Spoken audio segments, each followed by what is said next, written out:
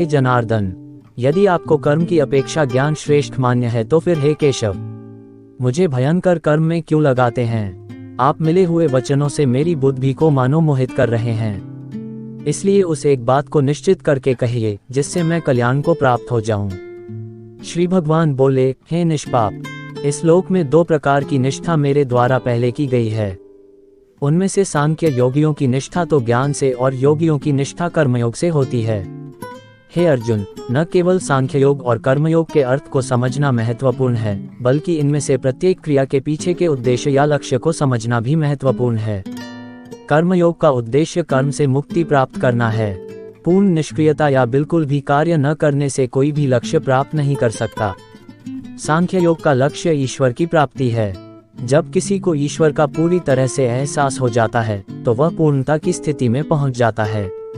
एक बार अपने कर्मों को त्यागने या उनसे पीछे हटने से पूर्णता की इस स्थिति को प्राप्त नहीं किया जा सकता है। भगवान कृष्ण ने आगे कहा, ऐसा कोई भी जीवित व्यक्ति नहीं है जो एक क्षण के लिए भी किसी प्रकार का कार्य न करता हो। प्रत्येक व्यक्ति स्वाभाविक प्रवृत्ति से कर्म करने को बाध्य होता है। जो मूलभूत भी मनुष्य समस्त इंद्रियों को हठ पूर्वक ऊपर से रोककर मन से उन इंद्रियों के विषयों का चिंतन करता रहता है, वह मिथ्याचारी अर्थात दंभी कहा जाता है। किंतु हे अर्जुन, जो पुरुष मन से इंद्रियों को वश में करके अनासक्ति हुआ समस्त इंद्रियों द्वारा कर्मयोग का आचरण करता है, वही श्रेष्ठ है। तू शास्त्र विहित कर्तव्य कर्म कर, क्योंकि कर्म न करने की अपेक्षा कर्म करना श्रेष्ठ है तथा कर्म न करने से तेरा शरीर निर्वाह भी नहीं सिद्ध होगा। यज्ञ के निमित्त किए जाने वाले कर्मों से अतिरिक्त दूसरे कर्मों में लगा हुआ ही यह मनुष्य समुदाय कर्मों से बंधता है। इसलिए हे अर्जुन, तू आसक्ति से रहित होकर उस यज्ञ के निमित्त ही भली भांति कर्तव्य कर्म कर। प्रजापति ब्रह्मा ने कल्प के आदि में यज्ञ सहित प्रजाओं को रचकर उनसे कहा कि तुम लोग इस यज्ञ के द्वारा वृद्धि को प्राप्त हो और यह यज्ञ तुम लोगों को इच्छित भोग प्रदान करने वाला हो। तुम लोग इस यज्ञ के द्वारा देवताओं को उन्नत करो और वे देवता तुम लोगों को उन्नत करें। इस प्रकार निस्वार्थ भाव से एक दूसरे को उन्नत करते हुए तुम लोग परम कल्याण को प्राप्त हो जाओगे। यज्ञ के द्वारा बाए हुए देवता तुम लोगों को बिना मांगे ही इच्छित भोग निश्चय ही देते रहेंगे। इस प्रकार उन देवताओं के द्वारा दिए हुए भोगों को जो पुरुष उनको बिना दिए स्वयं भोगता है, वह चोर ही है। यज्ञ से बचे हुए अन्न को खाने वाले श्रेष्ठ पुरुष सब पापों से मुक्त हो जाते हैं, और जो पापी लोग अपना शरीर पोषण करने के लिए ही अन्न पकाते हैं, वे तो पाप को ही खाते हैं। संपूर्ण प्राणी अन्न से उत्पन्न होते हैं। अन्न की उत्पत्ति वृष्टि से होती है, वृष्टि यज्ञ से होती है, और यज्ञ विहित कर्मों से उत्पन्न होने वाला है। कर्म समुदाय को तू वेद से उत्पन्न और वेद को अविनाशी परमात्मा से उत्पन्न हुआ जान। इससे सिद्ध होता है कि सर्वव्यापी परम अक्षर परमात्मा सदा ही यज्ञ में प्रतिष्ठित है। हे पार्थ, जो पुरुष इस लोक में इस प्रकार परंपरा से प्रचलित सृष्टि चक्र के अनुकूल नहीं बरतता, अर्थात अपने कर्तव्य का पालन नहीं करता, वह इंद्रियों के द्वारा भोगों में रमण करने वाला पापायु पुरुष व्यर्थ ही जीता है। परंतु जो मनुष्य आत्मा में ही रमण करने वाला और आत्मा में ही तृप्त तथा आत्मा में ही संतुष्ट हो, उसके लिए कोई कर्तव्य नहीं है। उस महापुरुष का इस विश्व में न तो कर्म करने से कोई प्रयोजन रहता है और न कर्मों के न करने से ही कोई प्रयोजन रहता है, तथा संपूर्ण प्राणियों में भी इसका किंचन मात्र भी स्वार्थ का संबंध नहीं रहता। इसलिए तू निरंतर आसक्ति से रहित होकर सदा कर्तव्य कर्म को भली भांति करता रह, क्योंकि आसक्ति से रहित होकर कर्म करता हुआ मनुष्य परमात्मा को प्राप्त हो जाता है। जनकादि ज्ञानी जन भी आसक्ति रहित कर्म द्वारा ही परम सिद्धि को प्राप्त हुए थे। इसलिए तथा लोक संग्रह को देखते हुए भी तू कर्म करने को ही योग्य है, अर्थात तुझे कर्म करना ही उचित है। श्रेष्ठ पुरुष जो जो आचरण करता है, अन्य पुरुष भी वैसा वैसा ही आचरण करते हैं। वह जो कुछ प्रमाण कर देता है, समस्त मनुष्य समुदाय उसके अनुसार बरतने लग जाता है। हे अर्जुन, मुझे इन तीनों लोकों में न तो कुछ कर्तव्य है और न कोई भी प्राप्त करने योग्य वस्तु अप्राप्त है, तो भी मैं कर्म में ही बरतता हूँ। क्योंकि हे पार्थ, यदि कदाचित मैं सावधान होकर कर्मों में न बरतूं तो बड़ी हानि हो जाए, क्योंकि मनुष्य सब प्रकार से मेरे ही मार्ग का अनुसरण करते हैं। इसलिए यदि मैं कर्म न करूं तो ये सब मनुष्य नष्ट भ्रष्ट हो जाएं और मैं संकर्ता का करने वाला हूँ तथा इस समस्त प्रजा को नष्ट करने वाला बनूं। हे भारत, कर्म में आसक्ति हुए अज्ञानी जन जिस प्रकार कर्म करते हैं, आसक्ति रहित विद्वान भी लोक संग्रह करना चाहता हुआ उसी प्रकार कर्म करे। परमात्मा के स्वरूप में अटल स्थित हुए ज्ञानी पुरुष को चाहिए कि वह शास्त्र विहित कर्मों में आसक्ति वाले अज्ञानियों की बुद्धि में भ्रम अर्थात कर्मों में अश्रद्धा उत्पन्न न करे। किंतु स्वयं शास्त्र विहित समस्त कर्म भली भांति करता हुआ उनसे भी वैसे ही करवावे। वास्तव में संपूर्ण कर्म सब प्रकार से प्रकृति के गुणों द्वारा किए जाते हैं, तो भी जिसका अंत करण अहंकार से मोहित हो रहा है, ऐसा अज्ञानी मैं करता हूँ ऐसा मानता है।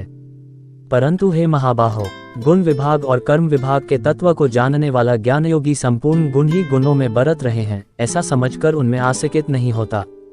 प्रकृति के गुणों से अत्यंत मोहित हुए मनुष्य गुणों में और कर्मों में आसक्त रहते हैं। उन पूर्णतया न समझने वाले मंदबुद्ध भी अज्ञानियों को पूर्णतया जानने वाला ज्ञानी विचलित न करे। मुझ अंतर्यामी परमात्मा में लगे हुए चित्त द्वारा संपूर्ण कर्मों को मुझ में अर्पण करके आशा रहित, ममता रहित और संताप रहित होकर युद्ध कर। जो कोई मनुष्य दोष दृष्टि से रहित और श्रद्धा युक्त होकर मेरे इस मत का सदा अनुसरण करते हैं, वे भी संपूर्ण कर्मों से छूट जाते हैं। परंतु जो मनुष्य मुझ में दोषारोपण करते हुए मेरे इस मत के अनुसार नहीं चलते हैं, उन मूर्खों को तू संपूर्ण ज्ञानों में मोहित और नष्ट हुए ही समझ। सब प्राणी प्रकृति को प्राप्त होते हैं, अर्थात अपने स्वभाव के परवश हुए कर्म करते हैं। ज्ञानवान भी अपनी प्रकृति के अनुसार चेष्टा करता है, फिर इसमें किसी का हट क्या करेगा। इंद्रिय के अर्थ में अर्थात प्रत्येक इंद्रिय के विषय में राग और द्वेष छिपे हुए स्थित हैं। मनुष्य को उन दोनों के वश में नहीं होना चाहिए, क्योंकि वे दोनों ही इसके कल्याण मार्ग में विघ्न करने वाले महान शत्रु हैं। अच्छी प्रकार आचरण में लाए हुए दूसरे के धर्म से गुण रहित भी अपना धर्म अति उत्तम है। अपने धर्म में तो मरना भी कल्याणकारक है और दूसरे का धर्म भय को देने वाला है। श्री भगवान बोले, रजोगुण से उत्पन्न हुआ ये काम ही क्रोध है। ये बहुत खाने वाला अर्थात भोगों से कभी न अघाने वाला और बड़ा पापी है। इसको ही तू इस विषय में वैरी जान। जिस प्रकार धुएं से अग्नि और मैल से दर्पण ढका जाता है तथा जिस प्रकार जेर से गर्भ ढका रहता है, वैसे ही उस काम के द्वारा ये ज्ञान ढका रहता है। और हे अर्जुन, इस अग्नि के समान कभी न पूर्ण होने वाले काम रूप ज्ञानियों के नित्य वैरी के द्वारा मनुष्य का ज्ञान ढका हुआ है। इंद्रियां, मन और बुद्धि ये सब इसके वासस्थान कहे जाते हैं। ये काम इन मन, बुद्धि और इंद्रियों के द्वारा ही ज्ञान को आच्छादित करके जीवात्मा को मोहित करता है। इसलिए हे अर्जुन, तू पहले इंद्रियों को वश में करके इस ज्ञान और विज्ञान का नाश करने वाले महान पापी काम को अवश्य ही बलपूर्वक मार डाल। इंद्रियों को स्थूल शरीर से पर यानी श्रेष्ठ, बलवान और सूक्ष्म कहते हैं। इन इंद्रियों से परे मन है, मन से भी परे बुद्धि है और जो बुद्धि से भी अत्यंत परे है वह आत्मा है। इस प्रकार बुद्धि से परे अर्थात सूक्ष्म, बलवान और अत्यंत श्रेष्ठ आत्मा को जानकर और बुद्धि के द्वारा मन को वश में करके हे महाबाहो, तू इस काम रूप दुर्जय शत्रु को मार डाल। श्री भगवान बोले, मैंने इस अविनाशी योग को सूर्य से कहा था। सूर्य ने अपने पुत्र वैवस्वत मनु से कहा और मनु ने अपने पुत्र राजा इक्ष्वाकु से कहा। हे परंतप अर्जुन, इस प्रकार परंपरा से प्राप्त इस योग को राजर्षियों ने जाना, किंतु उसके बाद वह योग बहुत काल से इस पृथ्वी लोक में लुप्त प्राय हो गया। तू मेरा भकित और प्रिय सखा है, इसलिए वही यह पुरातन योग आज मैंने तुझको कहा है, क्योंकि यह बड़ा ही उत्तम रहस्य है अर्थात गुप्त रखने योग्य विषय है। अर्जुन बोले, आपका जन्म तो अर्वाचीन अभी हाल का है और सूर्य का जन्म बहुत पुराना है अर्थात कल्प के आदि में हो चुका था। तब मैं इस बात को कैसे समझूं कि आप ही ने कल्प के आदि में सूर्य से यह योग कहा था। श्री भगवान बोले, हे परंतप अर्जुन, मेरे और तेरे बहुत से जन्म हो चुके हैं, उन सब को तू नहीं जानता, किंतु मैं जानता हूँ। मैं अजन्मा और अविनाशी स्वरूप होते हुए भी तथा समस्त प्राणियों का ईश्वर होते हुए भी अपनी प्रकृति को अधीन करके अपनी योग माया से प्रकट होता हूँ।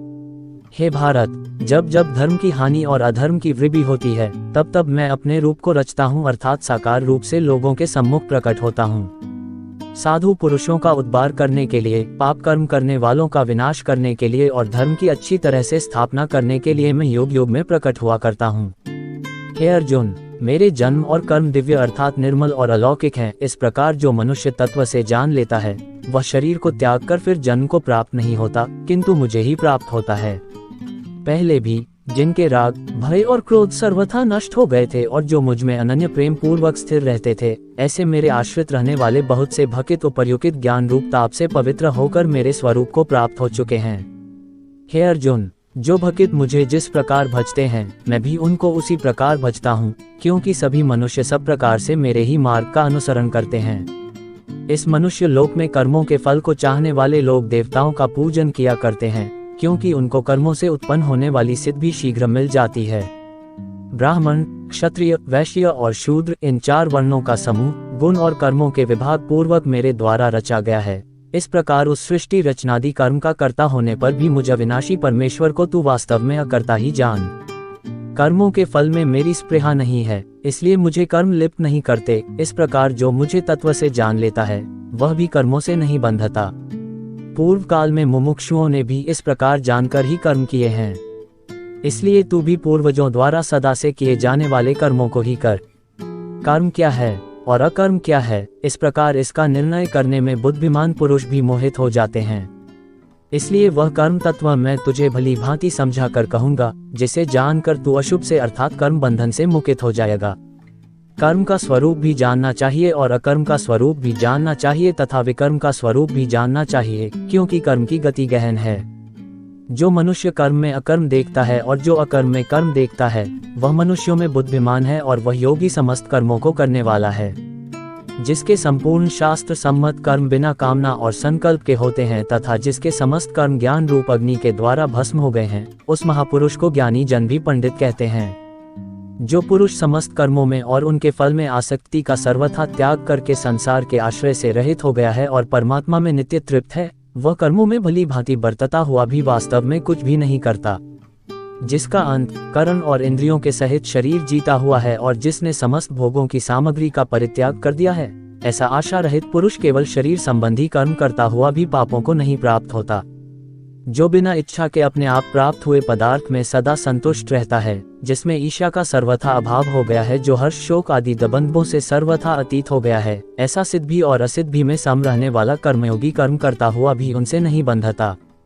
जिसकी आसक्ति सर्वथा नष्ट हो गई है, जो देहाभिमान और ममता से रहित हो गया है, जिसका चित्त निरंतर परमात्मा के ज्ञान में स्थित रहता है, ऐसा केवल यज्ञ संपादन के लिए कर्म करने वाले मनुष्य के संपूर्ण कर्म भली भांति विलीन हो जाते हैं।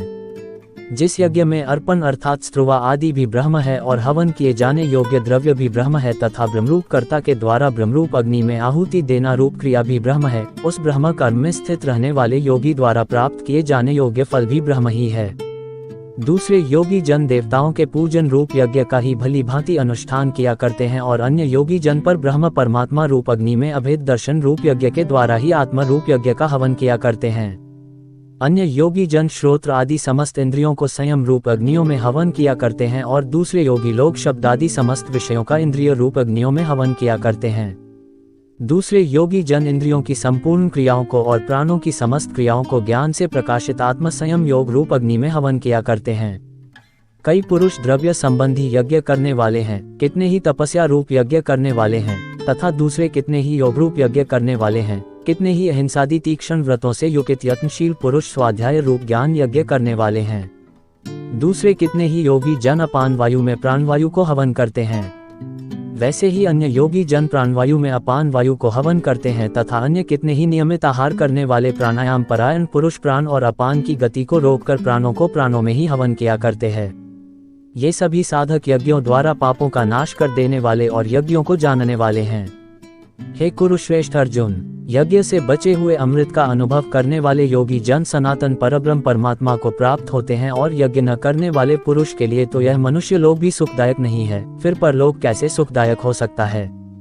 इसी प्रकार और भी बहुत तरह के यज्ञ वेद की वाणी में विस्तार से कहे गए हैं।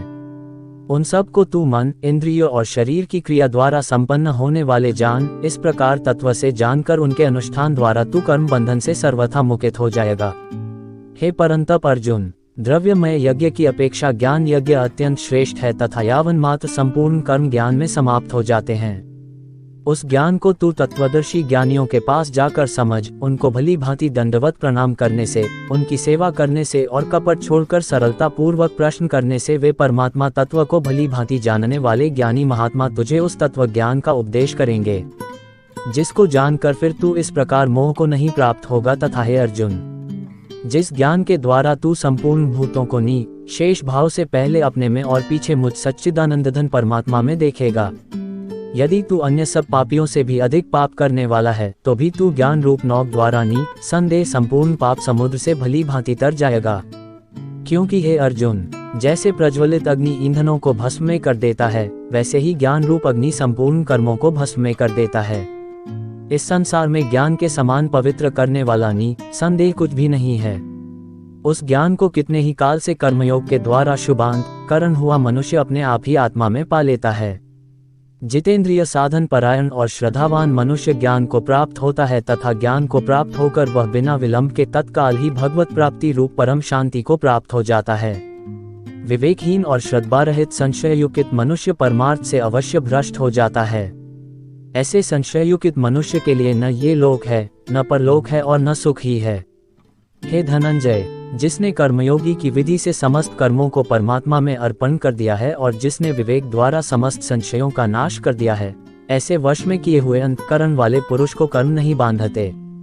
इसलिए हे भरतवंशी अर्जुन, तू हृदय में स्थित इस अज्ञान जनित अपने संशय का विवेक ज्ञान रूप तलवार द्वारा छेदन करके समत्व रूप कर्मयोग में स्थित हो जा। 42। अर्जुन बोले, कृष्ण, आप कर्मों के संन्यास की और फिर कर्मयोग की प्रशंसा करते हैं, इसलिए इन दोनों में से जो एक मेरे लिए भली भांति निश्चित कल्याणकारक साधन हो उसको कहिए। श्री भगवान बोले, कर्म संन्यास और कर्म योग ये दोनों ही परम कल्याण के करने वाले हैं, परंतु उन दोनों में भी संन्यास से कर्म योग साधन में सुगम होने से श्रेष्ठ है। हे अर्जुन, जो पुरुष न किसी से दबेश करता है और न किसी की आकांक्षा करता है, वह कर्मयोगी सदा सन्यासी ही समझने योग्य है, क्योंकि राग दबेशादि दबंधों से रहित पुरुष सुखपूर्वक संसार बंधन से मुक्त हो जाता है। उपर्युक्त संन्यास और कर्मयोग को मूर्ख लोग पृथक पृथक फल देने वाले कहते हैं, न कि पंडित जन, क्योंकि दोनों में से एक में भी सम्यक प्रकार से स्थित पुरुष दोनों के फल रूप परमात्मा को प्राप्त होता है। ज्ञान योगियों द्वारा जो परम धाम प्राप्त किया जाता है, कर्मयोगियों द्वारा भी वही प्राप्त किया जाता है। इसलिए जो पुरुष ज्ञान योग और कर्म योग को फल रूप में एक देखता है, वही यथार्थ देखता है। परंतु हे अर्जुन, कर्मयोग के बिना संन्यास अर्थात मन, इंद्रिय और शरीर द्वारा होने वाले संपूर्ण कर्मों में कर्तापन का त्याग प्राप्त होना कठिन है और भगवत स्वरूप को मनन करने वाला कर्मयोगी पर ब्रह्म परमात्मा को शीघ्र ही प्राप्त हो जाता है। जिसका मन अपने वश में है, जो जितेंद्रिय एवं विशुभंत करण वाला है और संपूर्ण प्राणियों का आत्मरूप परमात्मा ही जिसका आत्मा है, ऐसा कर्मयोगी कर्म करता हुआ भी लिप्त नहीं होता। तत्व को जानने वाला सांख्य योगी तो देखता हुआ, सुनता हुआ, स्पर्श करता हुआ, सूंघता हुआ, भोजन करता हुआ, गमन करता हुआ, सोता हुआ, श्वास लेता हुआ, बोलता हुआ, त्यागता हुआ, ग्रहण करता हुआ तथा आंखों को खोलता और मूंदता हुआ भी सब इंद्रियां अपने अपने अर्थों में बरत रही हैं, इस प्रकार समझकर संदेह ऐसा माने कि मैं कुछ भी नहीं करता हूँ। जो पुरुष सब कर्मों को परमात्मा में अर्पण करके और आसक्ति को त्याग कर कर्म करता है, वह पुरुष जल से कमल पत्ते की भांति पाप से लिप्त नहीं होता। कर्मयोगी ममत्व बुद्धि रहित केवल इंद्रिय, मन, बुद्धि और शरीर द्वारा भी आसक्ति को त्याग कर अंतःकरण की शुद्धि के लिए कर्म करते हैं। कर्मयोगी कर्म के फल का त्याग करके भगवत प्राप्ति रूप शांति को प्राप्त होता है और सकौम पुरुष कामना की प्रेरणा से फल में आसक्त होकर बनता है। अंतःकरण जिसके वश में है, ऐसा सांख्य योग का आचरण करने वाला पुरुष न करता हुआ और न करवाता हुआ ही नव द्वारों वाले शरीर रूप घर में सब कर्मों को मन से त्याग कर आनंद पूर्वक सच्चिदानंदघन परमात्मा के स्वरूप में स्थित रहता है। परमेश्वर मनुष्यों के न तो कर्तापन की, न कर्मों की और न कर्म फल के संयोग की ही रचना करते हैं, किंतु स्वभाव ही बरत रहा है। सर्वव्यापी परमेश्वर भी न किसी के पाप कर्म को और न किसी के शुभ कर्म को ही ग्रहण करता है, किंतु अज्ञान के द्वारा ज्ञान ढका हुआ है, उसी से सब अज्ञानी मनुष्य मोहित हो रहे हैं। परंतु जिनका वह अज्ञान परमात्मा के तत्व ज्ञान द्वारा नष्ट कर दिया गया है, उनका वह ज्ञान सूर्य के सदृश उस सच्चिदानंदघन परमात्मा को प्रकाशित कर देता है।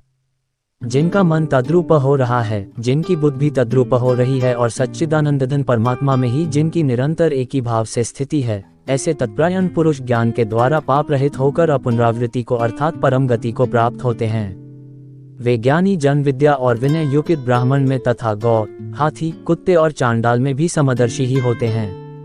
जिनका मन समभाव में स्थित है, उनके द्वारा इस जीवित अवस्था में ही संपूर्ण संसार जीत लिया गया है, क्योंकि सच्चिदानंदघन परमात्मा निर्दोष और सम है, इससे सच्चिदानंदघन परमात्मा में ही स्थित हैं। जो पुरुष प्रिय को प्राप्त होकर हर्षित नहीं हो और अप्रिय को प्राप्त होकर उद्विग्न न हो, वह स्थिर बुद्धि संशय रहित ब्रह्मवेता पुरुष सच्चिदानंदघन परब्रह्म परमात्मा में एक ही भाव से नित्य स्थिति है।